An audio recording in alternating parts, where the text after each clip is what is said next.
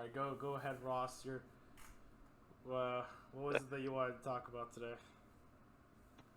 Quantum immortality. So, we were talking earlier about because I think it's so funny because we just assume that death is a given. We assume that we're just going to like stop existing. But what I think is really funny is that we started existing. How the fuck does that make any sense? How does that make any sense to just like appear? So, Wow. how does one disappear? Um, Interesting. yeah, so one of the things that I was thinking about, and you're familiar with quantum immortality, right, Noah? I've heard about it, yeah. Yeah, so the idea is basically that you exist in this stream of you like consciousness is kind of independent of the material universe in a sense, and you exist because the only way that you can be is if your consciousness is here to perceive it, if that makes any sense. So say like you were living your life and then you died. Yes. Okay. What would have to happen? The question is now, what would have to happen in order for you to exist again? Well, several things. One thing is that potentially the whole universe could just continue as it usually does. Assuming that the universe is infinite or that the universe restarts itself, like one scenario would be like the universe continues, Big Bang happens, and then you have the big crunch eventually, right? So the whole universe folds back in on itself, and then the Big Bang happens again. So that reboots the whole universe, that restarts the whole process, and then matter starts going back into its own configurations. And then by sheer chance, perhaps the atoms that make you up build you back up to who you are right now in this exact configuration, with the exception you so what would have to happen is that you would have to live life all over again, right? And then get back to the point where you did die, and then somehow a slight change, the whole universe is the same again, but a slight change happened in which you did not die, and so then you perceive to live. But the thing is that you're not conscious of that because when you did die you weren't aware of it, because you can't be aware of nothing, right? Yeah. Yeah, it's like it's non-existence. Like you can't be aware of non-existence. So that's the idea behind quantum immortality. And so that would have to assume that we live in an infinite universe, and why not? Because you can't have something out of nothing. And Brian and I, we were talking about Yeah, and like, yeah, go on. oh yeah, sorry to interrupt, but yeah, no, Uh, and I think it's really interesting, right? Because like it's an interesting point, right? But my only like gripe with that is the idea that that's based on like a human emotion, right? Because you yourself you think it's impossible to perceive like nothingness, right? Or to perceive not existing, right? Because that's kind of hard to think about, right? I think I used to have thoughts like that about death a while back ago, like back in high school, because it was I used to like really think like, man, what would it feel like if you just didn't exist, right? Because I think I mean, I'm not really like super duper religious by any means, but like I did have like thoughts of like, well, it does seem a little impossible to perceive not existing, right? But then again, that is also like a human limitation, right? Like obviously we're not going to be able to comprehend something like that. So that's how you get to all these other things, like where it leads to like talking about how there is an afterlife and all that. But there was a comedian. that answers that question. How is it like to not exist? Well, think of life before you were born. Yeah. Try to wrap your mind around that. That is crazy. Yeah. Yeah, that is crazy. Exactly. So, this whole thing about, oh yeah, we were also talking about how, because one of the main reasons why quantum immortality is of interest to me is because we all try to think about how the universe came to be, and I think there's usually this idea that the universe came out of nothing. You know what I mean? Like, that's the ideal universe. The ideal universe is that we just have nothing, right? Zero energy, nothing's happening. Like, wouldn't that make sense that there was just nothing? Yeah. Like, that would like solve the whole entire problem. But Oh yeah. Oh yeah. Then okay. right, Yeah. No, you did bring that up, right? And right. But that's not the universe that we occupy. It's not just nothing. There's something. And so then people just go, okay, well, yeah, I guess that it's just something came out of nothing. But that also makes no sense, because if something can come out of nothing, then it wasn't really nothing. There was something there to make that something. That's no. ridiculous. No, exactly. And So yeah. it defeats the purpose. So here's what I think. I think one of the reasons, and I'm going to tie this back into quantum immortality in just a second here, but one of the reasons why I think that the universe is infinite is because of that. Obviously, the something that's here came from something else, which came from something else, which came from something else. And that actually might make more sense than the universe being nothing, because when we think about nothing, first of all, nothing isn't nothing. When you imagine nothing, you're actually, like, what do you imagine? Like a black space, right? Like, it's just an empty room, and you're imagining it over the course of time, right? So that there's time there, and the room is black. That's something. And then what? It's happening in a 3D coordinate, like 3D plane. That's something. You can move up and down, like that. There's still something there when you're imagining nothing, but that's not even the point. Even if you were imagining true nothing, that still is something in the sense that we now have a bias towards a universe that is nothing. You see, why should that even make sense? Why should we exist in a universe where there is in a state of non-existence? You get what I'm saying? It's like, it's almost as if, Well, no. Yeah. No. What? Oh yeah. Good. you live in, like you said, you live in a type of universe. You get what I'm saying? You're living in a universe that is a type of way, even though it is nothing. It is you're basically, what you're trying to do is you're trying to form the universe into a certain way of being. And what I'm trying to say is that, what if the universe actually doesn't know how to be? Like, what if the universe, like, doesn't know what makes sense and what doesn't make sense? You get what I'm saying? Like, what Yeah, I if get what you're saying. nothing, yeah, what if nothing is just some rule that we created in our head, and that the universe is just, can exist in any kind of way? Okay? Like, what if there, like, for a second, imagine if there were no rules, no laws of physics, right? No standard, and anything can be the case. Absolutely anything and everything can be the case. Yeah. Then you can just throw nothing right out the window. There is no rules for the way anything should be. But if you live in a universe where there are no rules and there are no laws of physics and anything could possibly be, the only universe that you can exist in is one where you can perceive laws of physics, and one that you can understand. Like in order for you to exist right now, in order for us to have this conversation, there has to be laws, there has to be rules.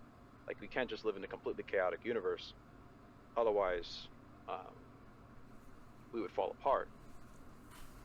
So what I'm trying to say here is that what if consciousness is a window into only the parts of the universe which is ordered for you to exist, and everything else cannot be perceived, that you're locked out of it? Like, maybe the universe is everything, it's very chaotic, and it's anything that could possibly be. It's not biased to any particular viewpoint. But in order for you to exist, you only exist in parts that are ordered, you see, and that do make sense to you.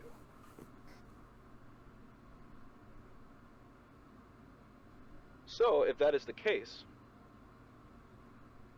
then if you live in that kind of universe, why should you have to die in it? And you're talking about our universe, right? Yes. Um, But yeah. I'm talking about our universe kind of in a very loose sense, because Well, like I said before, like anything can be the case. Like if you're talking about quantum immortality, like one of the examples that I gave was like maybe you can exist in many universes, but you wouldn't know one universe to the next. All you know is existence.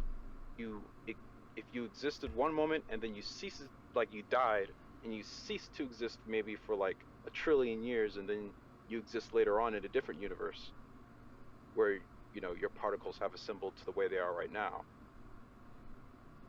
yeah.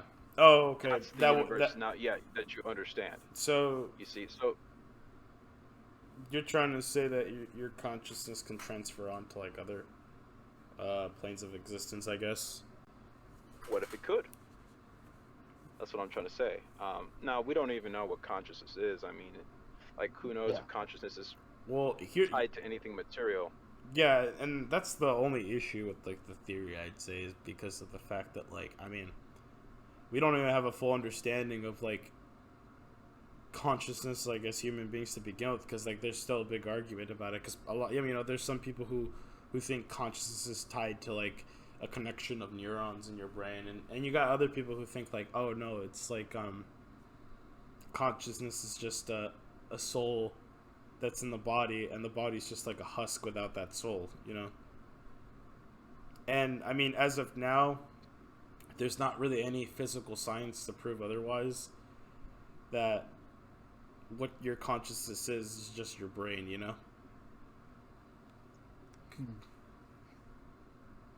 I mean, I don't know, unless I'm unaware of something like, or whatever.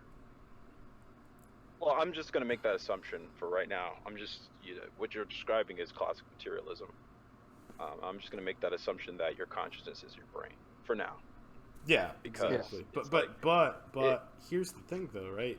And here's the thing where it gets really interesting.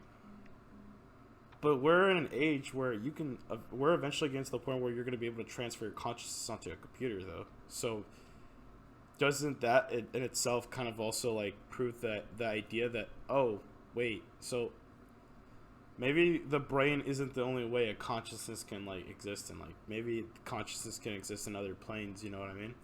Because it seems very like closed-minded to just assume that, oh, a brain or a computer must be the only two ways that you can hold a consciousness in, right? Yeah. Because what if consciousness is energy? Because there's a lot of like elements and a lot of like energies that humans had no idea about for like the first couple 100 years of like the growth of civilization, Like, I mean, who knows? There might be some other like levels of matter or energy that we're not even aware of, like maybe your consciousness can. And here's where it gets even more interesting, right? Have you guys heard of like quantum storage? Yeah. Oh. Quantum storage. Wait, explain that.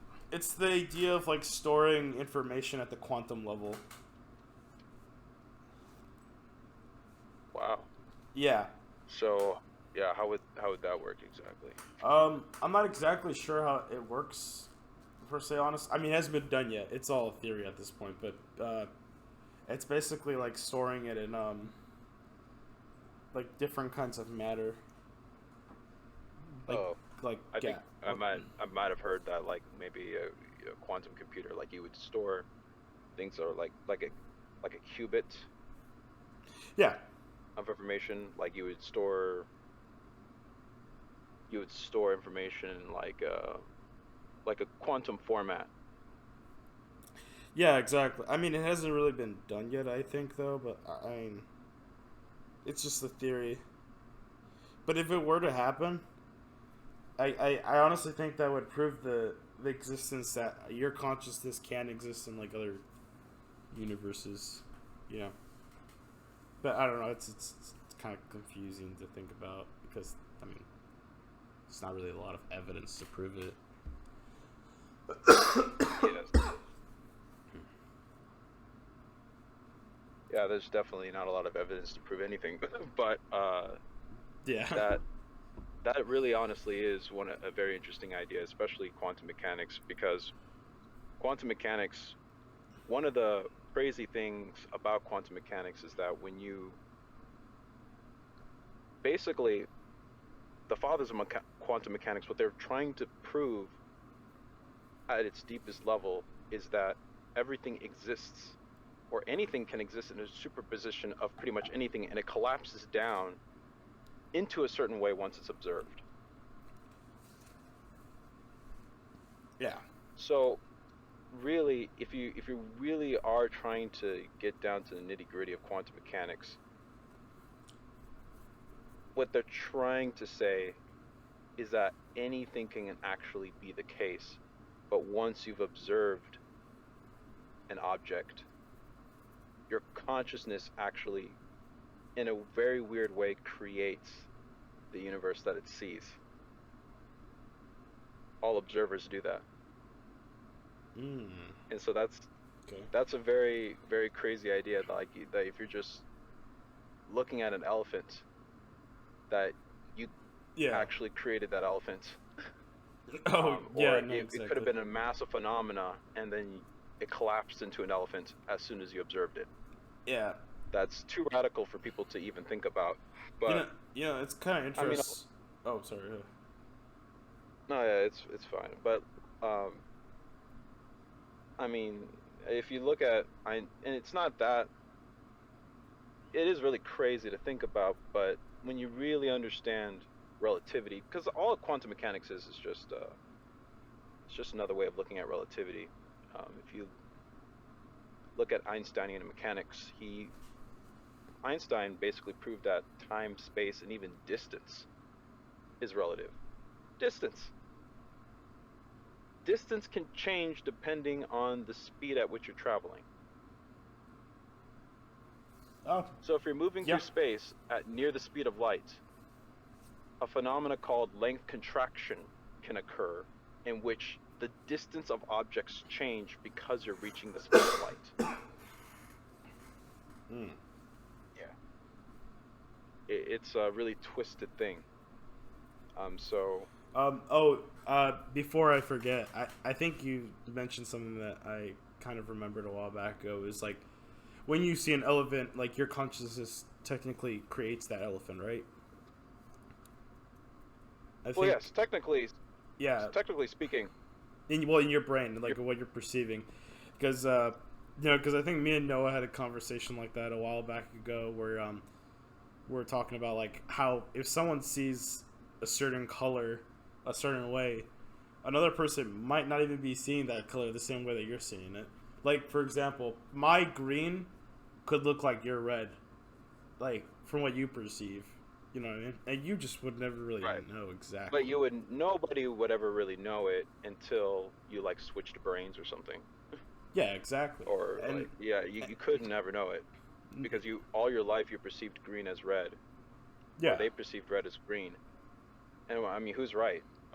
Like, no, I mean, exactly. Yeah, it's just whatever.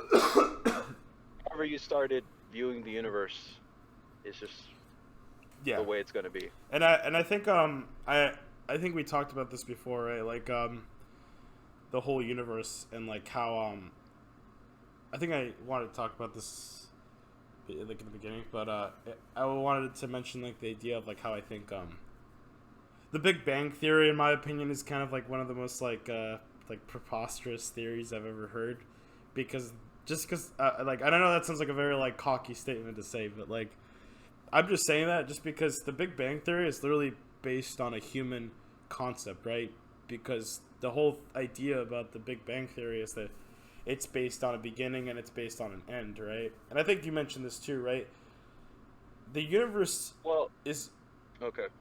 yeah, like the universe wouldn't even be able to perceive a beginning or an end, right? It doesn't know what that is. Yeah, like I'm not saying the universe can. I mean, I don't know. I personally think that there was no official beginning. It just doesn't make sense to me that there was like bang, boom, poof. That's it. It happened. Yeah. That makes no sense to me. Yeah. But the fact that there was a Big Bang, I think that there was a Big Bang. I just don't think that's where everything started. I don't think anything started. Like starting is No, exactly. I mean, there is could a have been really there could have been a universe like I mean, for all we know, the Big Bang could have been caused by something in the previous universe that existed by like a super advanced civilization that caused like right. a massive explosion, and who knows, that could have created our like poofed our universe into existence. Yeah. Right. Yeah. My only gripe is something coming from nothing. No, That's the only piece that's it's very the bullshit to me. Yeah. And that's the thing that gets me kind of like annoyed about like the whole Big Bang Theory, because a lot of people like always. I think typically it's the very like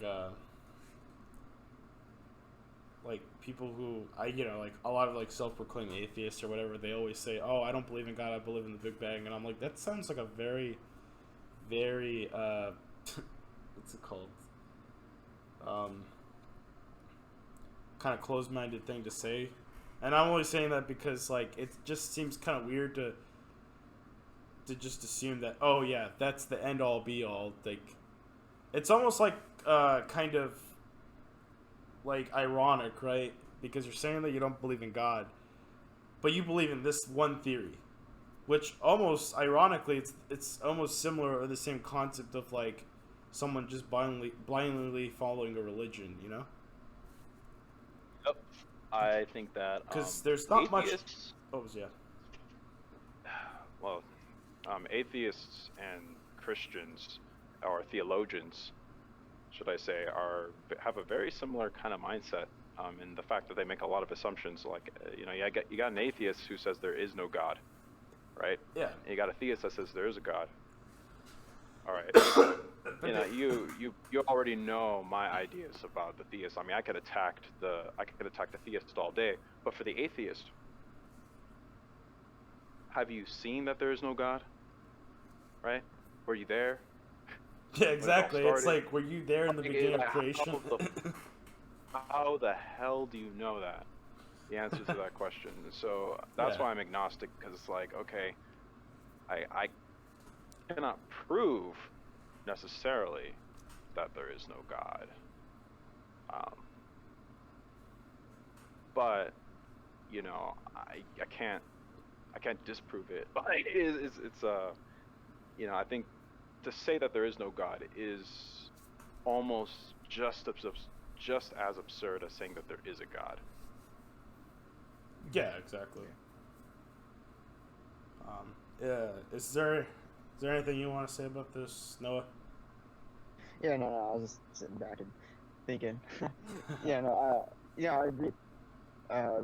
This is really interesting because I think we've talked about this several times about how the idea that our human brains can't necessarily comprehend anything beyond what the human brain can comprehend. So like it ties in perfectly with what you're saying about religion, how we have like this idea of being and what created us, and there could or could not be something that has created us, but humans should not even try to start to understand the God, because we do not have the tools to understand that, because we are completely on a completely just different level of understanding because we are only given a specific type of what you'd call conscience that would be able to conceptualize the stuff that we agree with and what we kind of deal with today. And these other beings, if you want to call them beings, or different planes of superiority, if you want to call them superiority, have other tools that they could work with in order to create a beginning and an end and whatnot.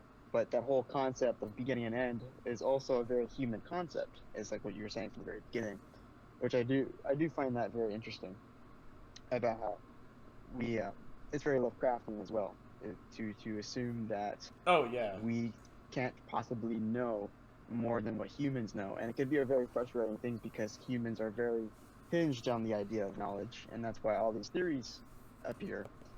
But when it comes to the very definite answer is you can never know, and I think that's where this quantum immortality kind of comes from, is that it's the easiest way to cope with this idea that we are humans and we can't necessarily have a definite understanding. So this quantum immortality thing is probably the perfect and most sane way of grasping the situation as a whole, rather than just leaning on a religion, leaning on a theory that kind of definitely answers everything.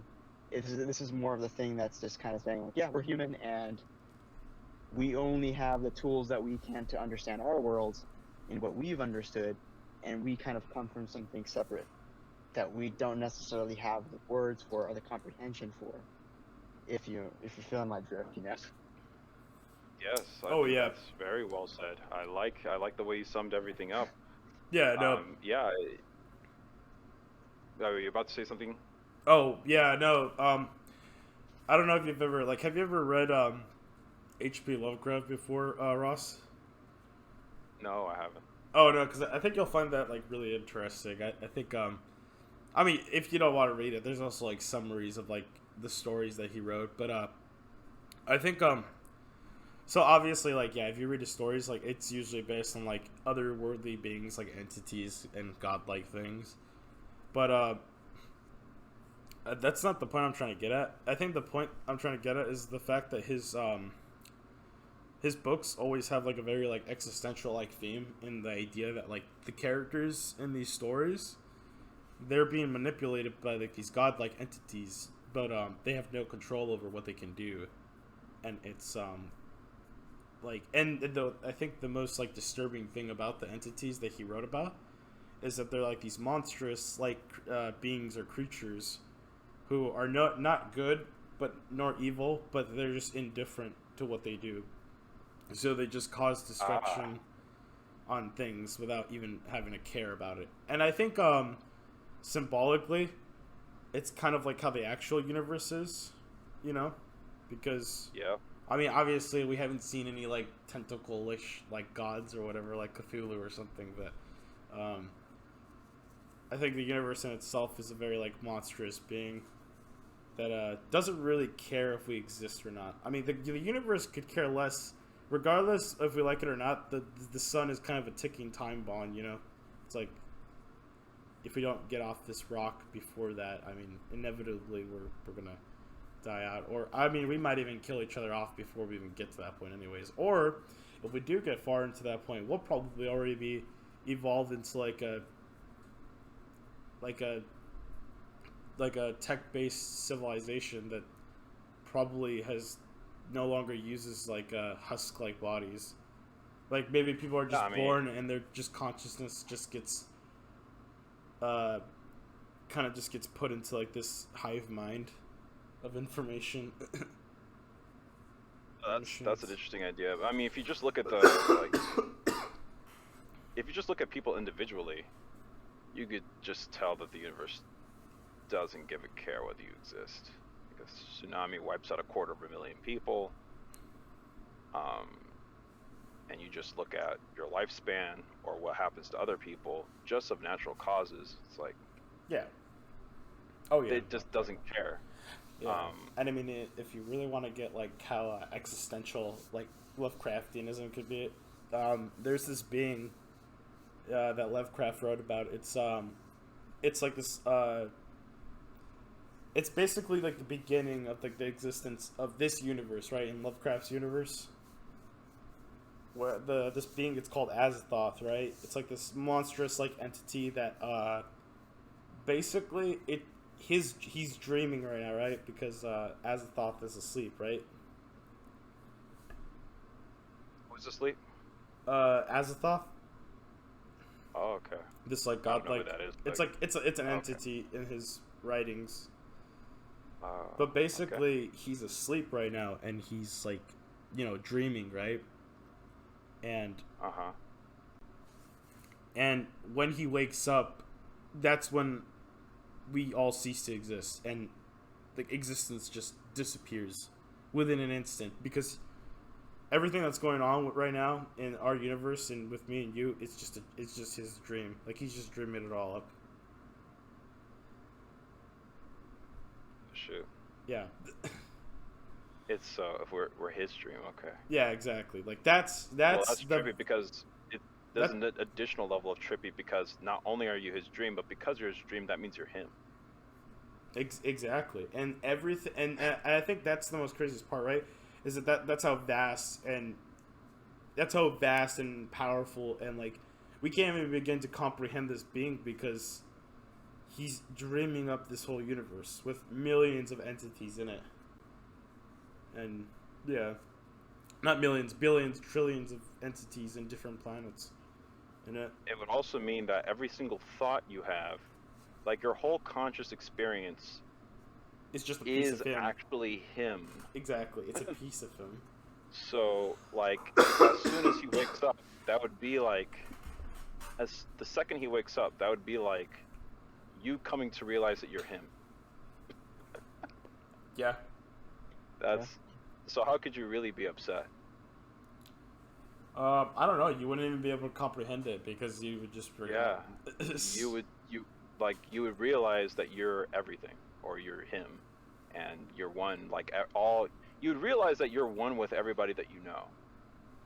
Like you're all the part of the same thing. You're all the same exact structure. Yeah. Or you would just pretending to be yourself. I think that's funny because that's actually how it kind of works, like in a dream, in a sense. Like you dream up certain things. It could be anything.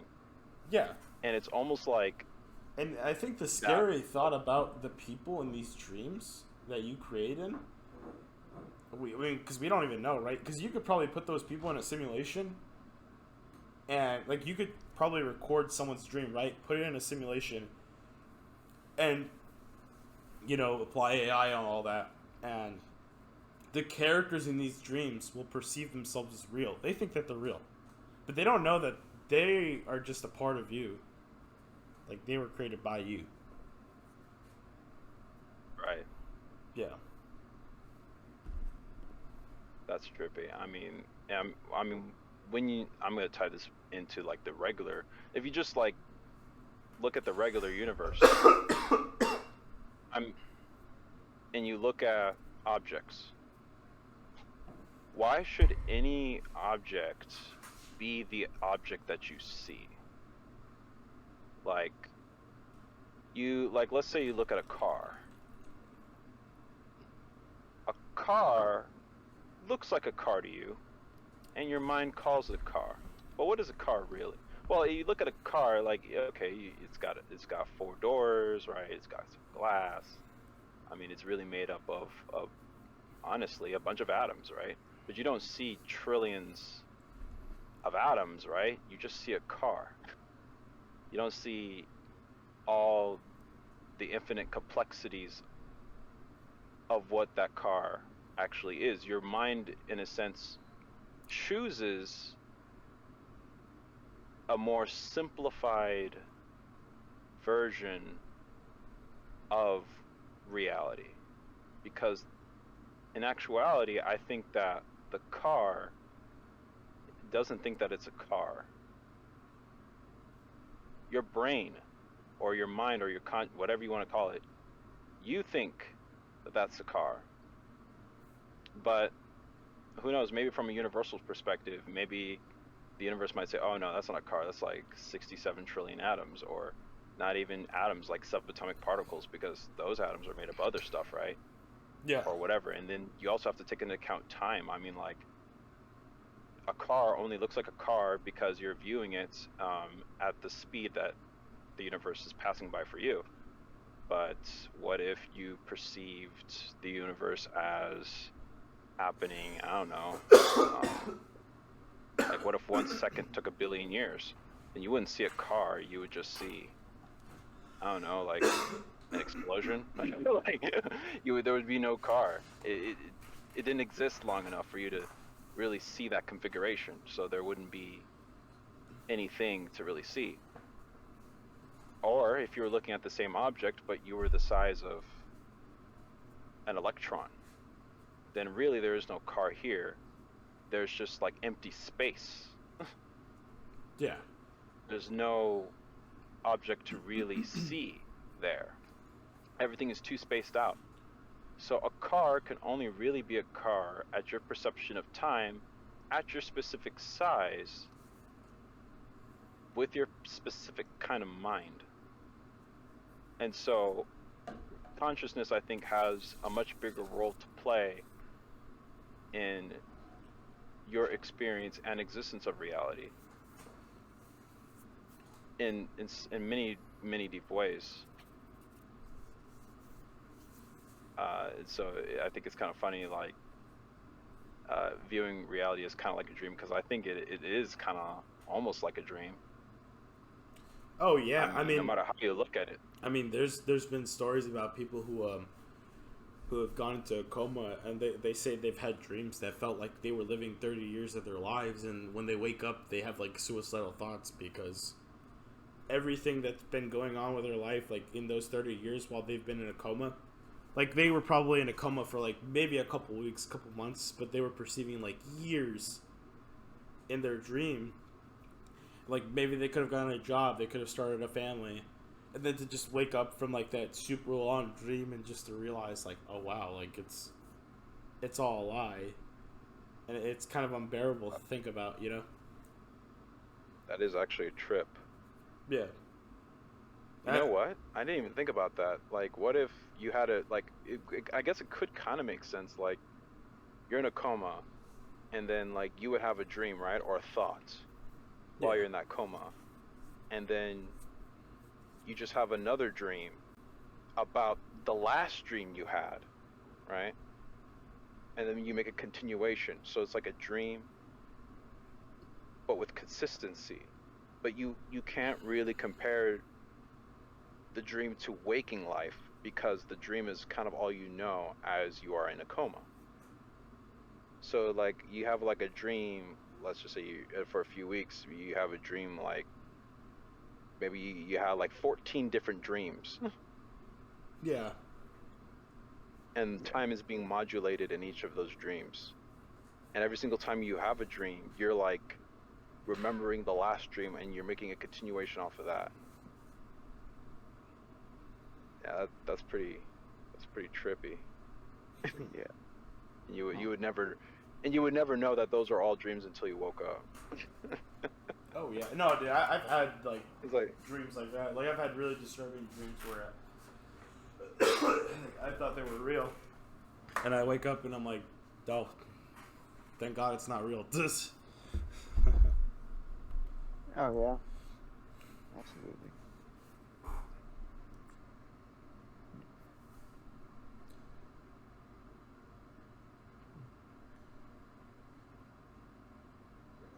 Like I think it's funny because one time I had a dream where like I don't know what happened in this dream, but I did something bad. Like I think I killed someone in this dream. Like it was like, I don't know why it happened. Oh, I think I was robbing a bank or something with like another group of people, and we ended up like killing a cop, and we were gonna go to prison, and then I guess we were gonna get the death sentence because we killed like a lot of like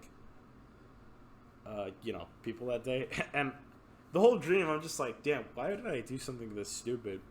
But it felt so real. Like I thought I legitimately, like I was like at the I think I was gonna get electrocuted or whatever, and like the dream felt so real. Like I legitimately thought I was gonna get like electrocuted and just die, and then I woke up like in a cold sweat, and I was like, oh my God, like like thank God that was not real, because that would have sucked. But you know, Yeah. Yep.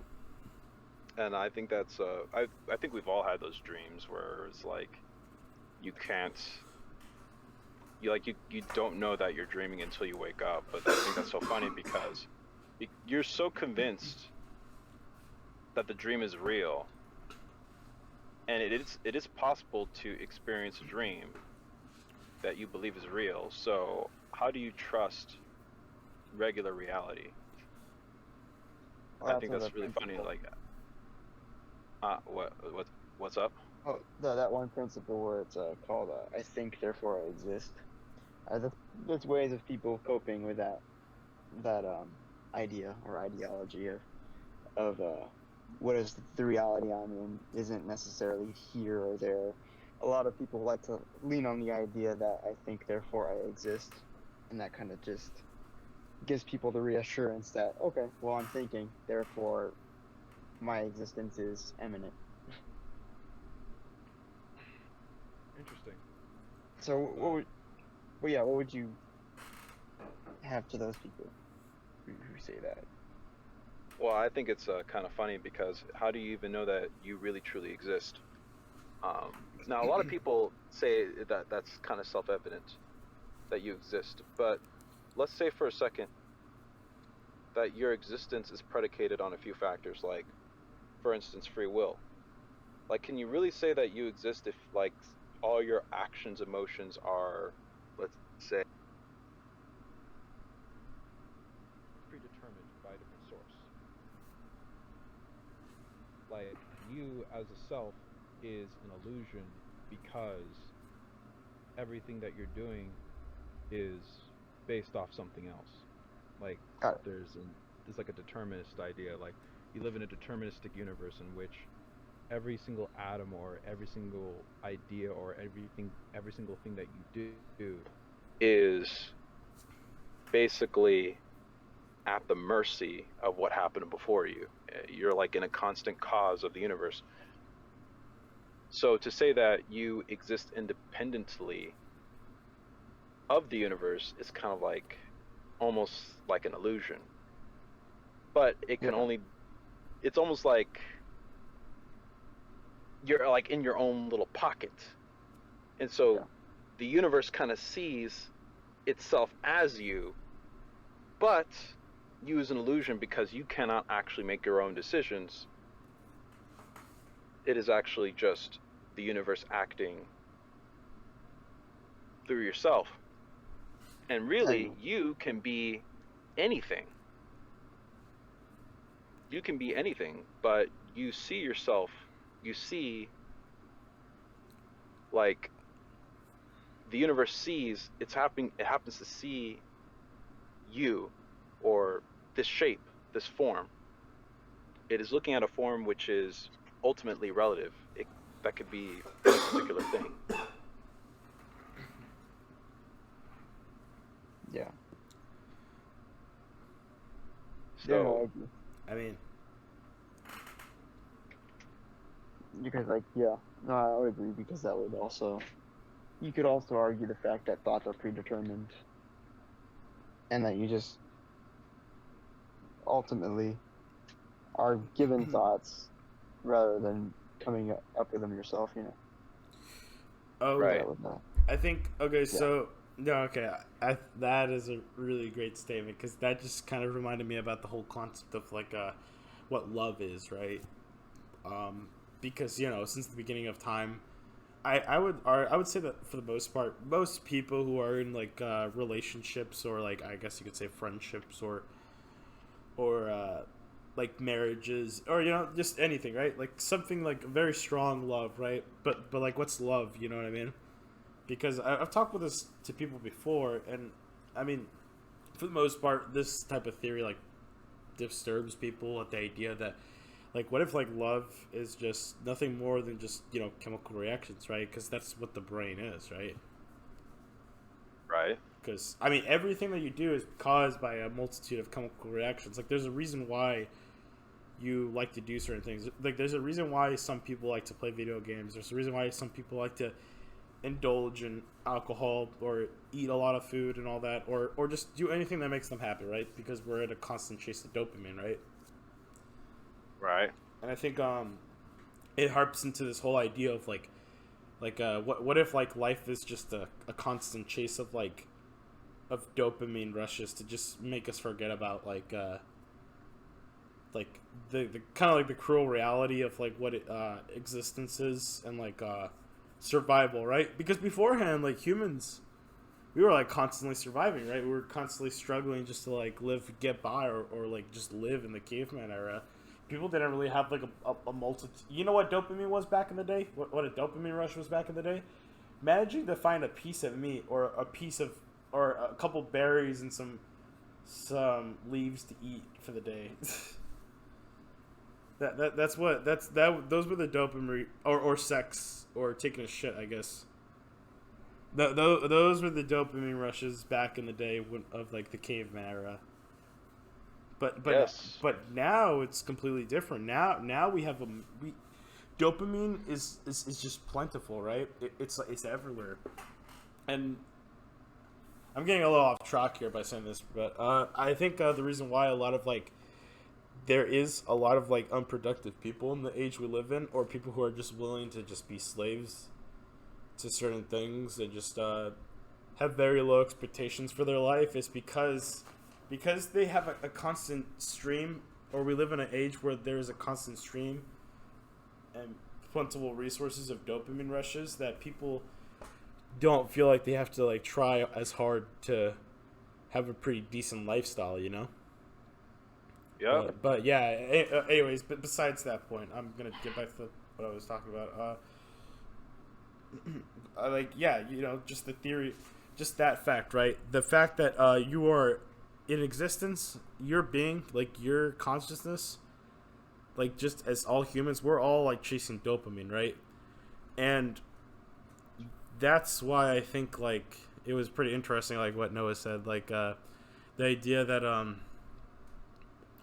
most of our thoughts could just be based off of just chemical reactions that are happening in our brain, and we think we have full control, but I mean that might not even be the case, because we might not even have full control, because sometimes people make irrational decisions, right? Like for example, like how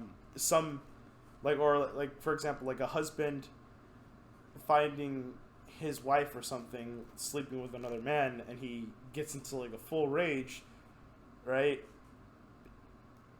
Has those chemical reactions of rage in the brain and decides to make an irrational decision to kill the guy, kill his wife, and then turn the gun and kill himself, right? Now that's not really a rational decision, right?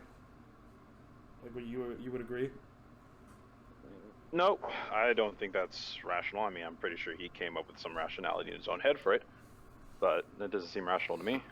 No, it's not, right? But here's the thing: that could have been caused by an extreme. Because, you know, when you see something like that, obviously your head's going to be full of, like... I mean, I'm sure anybody would get angry in a situation like that, right?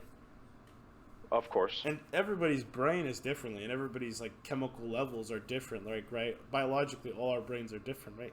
So some people's Right. anger levels would be more uncontrollable than others. So, therefore, what if, like, your whole existence is already pre-programmed because of, like, the chemical levels in your brain? And the things that will happen throughout your life. So yeah, like, I mean, I do see what you're saying, but I agree too. But allow me to even go a little bit further than that, to even say, like, what does it even mean to make a decision? What's the definition of a decision? What does that even mean? Like, what is making a decision? When you look at, like, I think what people will want to do is look at the brain. When you make a decision, what the hell is happening? What are you looking at? Well, okay, you're looking at a bunch of neurons, right? What are those neurons doing? They're firing. Why are they firing? Well, it has to have come from somewhere, right? Like, decisions, when you make a decision, it's not like it just comes out of nowhere. I mean, in your direct experience, that's kind of how it is. But your thoughts that you're thinking are just kind of seeming like it's coming out of nowhere. Like the thoughts that you have in your own head right now, it's just... oh yeah, they're just coming to you, right? But it's like I think what we try to do though is we justify it. We have thoughts and we just go, okay, um, the thoughts came from me. That's where the thoughts came from. But my my idea is like, okay, but how did that even happen? Like, isn't there some kind of reason? Like, shouldn't it? It's not like you just think of something. There was an actual process to make that happen. So what is, like, when you say you made a choice, what does that even mean?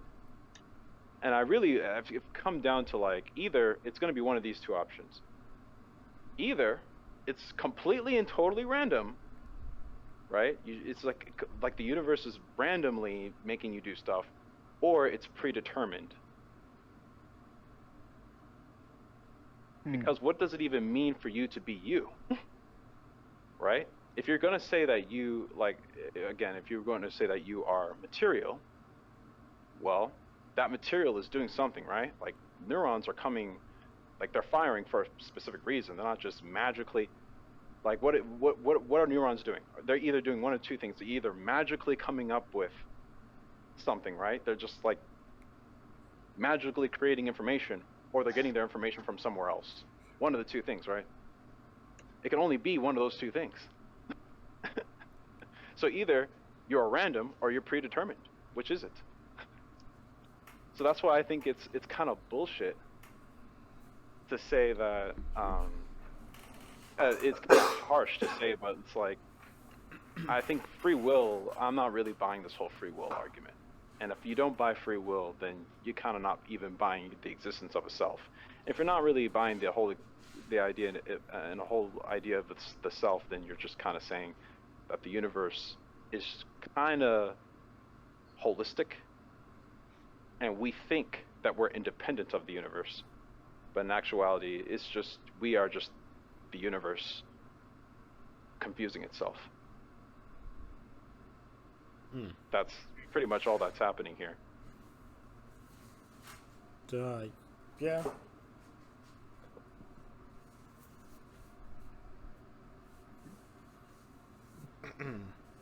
Well, like you can't. Yeah. Oh no, I was just saying. I think we might have to wrap things up because I just realized it's getting pretty long. Is there anything else you guys want to say for your closing statements before we end this here? I think I'm good. All right, cool. I am fantastic. Yeah, no, I think, I kind of agree. I mean, agree, or I'd say that everything that was said was pretty, I think it's a valid way to think about things. You know, it's not necessarily one way or the other, and it would be foolish for me to say one way or the other, because that kind of how this theory is crafted. It's not necessarily you're going to find a definite answer in things, and kind of letting things just ride with the, whatever. These kind of things just kind of brushing off our backs, and we may or may not be in control of it. But, a good way to look at the world is just, take it one step at a time. And if you're ever feeling like it's not, what do you call it? If you're just, everything's predetermined and everything that you're doing is worth nothing, just, think again and go back to the drawing board, because maybe you're predetermined to do something a lot better than what you're doing now. So yeah. Yes. Yeah. I think a lot of people are afraid of the universe kind of being like useless. Like people who often, I think the scariest thing about living in a predetermined universe is that life just kind of seems worthless. But there's kind of like a flip side to that. If you live in a universe which is completely predetermined, then you can kind of, in a sense, relax. Kind of go with the flow of things. Because, it's like, I think people worry that, oh my gosh, I could have done something different. You know what I mean? Or like they worry so much, like, man, like I have to create all this, like there's some kind of inherent meaning to all of life, or some kind of grand meaning. But if everything is predetermined and everything's already set in its ways, then the meaning is already within itself. Like, you don't have to search for any outside meaning. The universe is just kind of being. It's just kind of it. Like you don't have to try to find anything. You could just relax and kind of let things take its course. Yeah, exactly. Oh yeah, I mean, and here's the thing. I mean, regardless, with having the information of whether we live in a predetermined universe or not, like it doesn't even matter in the grand scheme of things, because you would never be aware of it anyways, for the most part. Yeah, I think that's the funniest thing is like even though like we can discuss about predeterminism all we want, it There's no certainly way to does feel prove like it. from a first that is no, well there might be a way to prove it, but what I'm trying to say is that it still very very much feels like you have free will. And even That's if you what I do think prove is it, so amazing. yeah, Because even if you do prove it, like from your perspective, like there's still it's still gonna feel like that there's you making the decisions. Like it's still just gonna feel that way, no matter how you look at it. It's like you can't unsee it. It's like, yeah. So and I think that's the trippy part. It's like I don't know. I guess you would want me to go into like some kind of cognitive dissonance because you can figure out, oh wait, I'm not making any decisions, but I feel like I am. So